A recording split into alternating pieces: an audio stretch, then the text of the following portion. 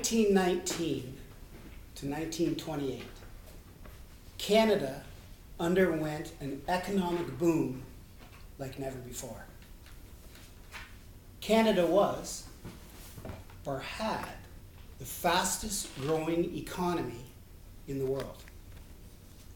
But the Roaring Twenties, as they came to be known, would come to a sudden end with the stock market crash of 1929.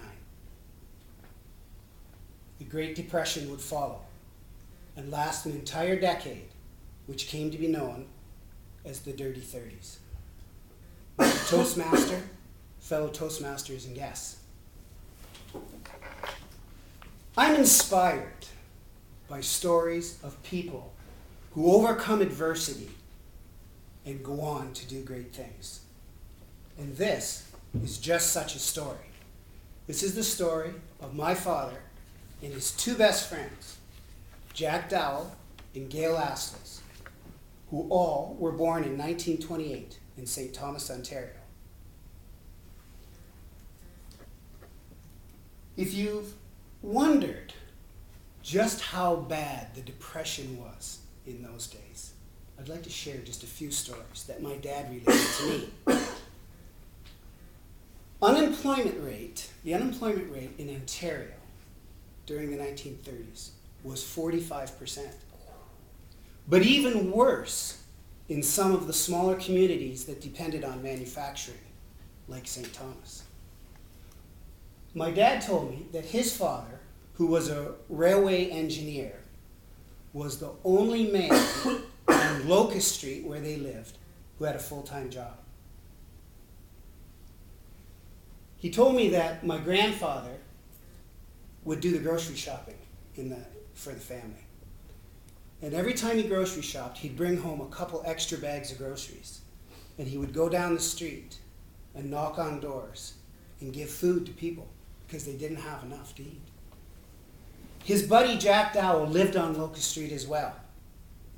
And one day, Jack's dad came to see my grandfather and asked him if he would take Jack in because he couldn't afford to keep him. Imagine, folks, and I know that most of the people in here are parents. How destitute would you have to be to take your child down to a neighbor and ask them to look after them? Unbelievable, but he had to do it. In 1939, World War II broke out.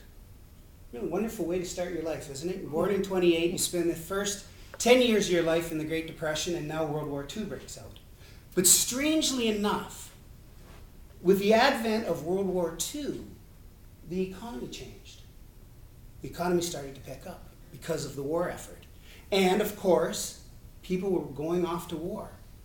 So my dad and Jack Dowell and Gail Astles saw an opportunity to get out of this cycle that they were in of poverty and do something with their lives. My dad quit school in grade 10 and joined the railroad. Lied about his age. His father was there with him, so I guess, how bad is that? Gail Astles joined the Navy at the age of 15. Again, told a little tale and about his age and got in. Jack Dowell, his other friend, went to work in a grocery store.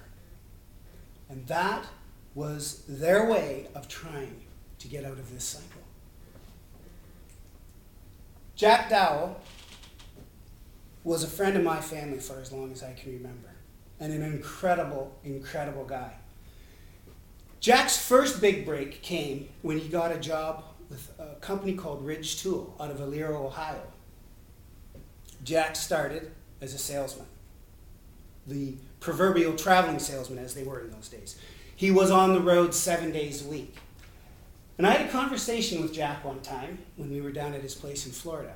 And he told me that when he first started that job, he had one pair of pants and one dress shirt. And each night, at the end of the day, Jack would wash his shirt in the sink and hang it up on the curtain in the bathroom, hang his pants up so he'd have something clean to wear the next day. The other thing I remember about Jack Dow is he was always at every family function we ever had. He was more like an uncle to me than my dad's friend.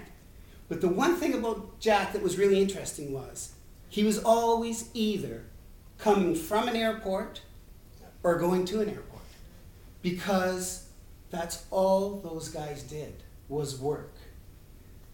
Jack eventually became the vice president of Ridge Tool.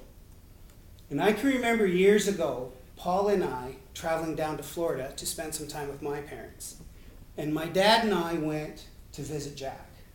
And we pulled in his laneway of this beautiful mansion of a house on a golf course. And Jack was out front, shining the landau roof of his brand new red Cadillac. And I'll never forget that. Jack told me, he said, "Tim, my whole life I always wanted to have a red Cadillac, and now I do."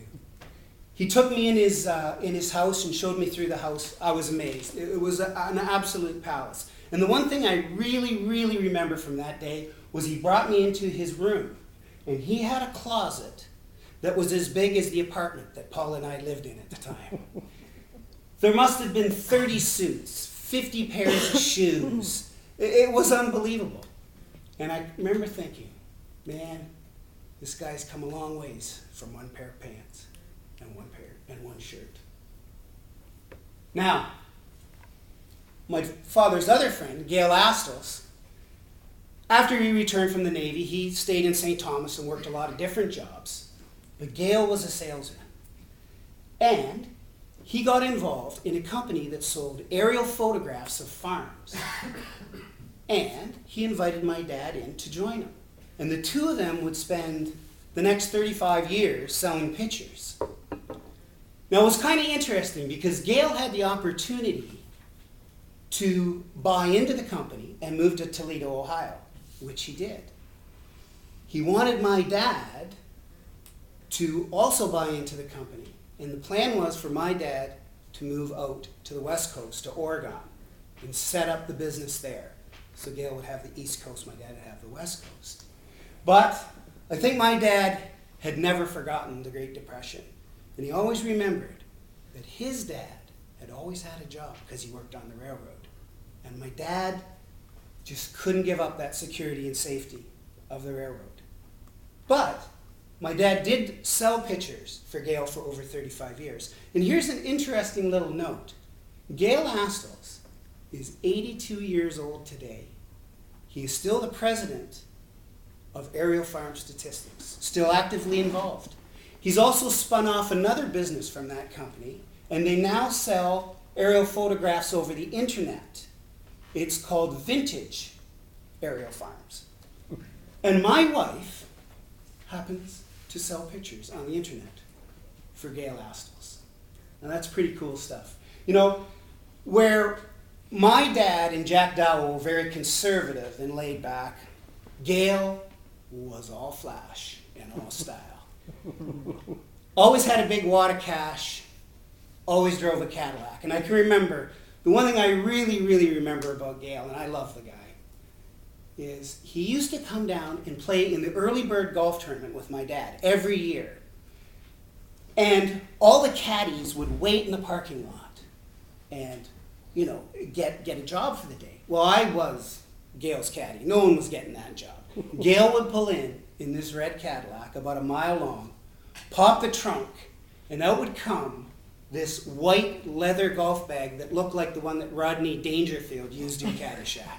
And the kids would all gather around it and just stare at it. It was unbelievable. But I got to carry the bag. And back in those days, they used to pay you $2 to caddy 18 holes.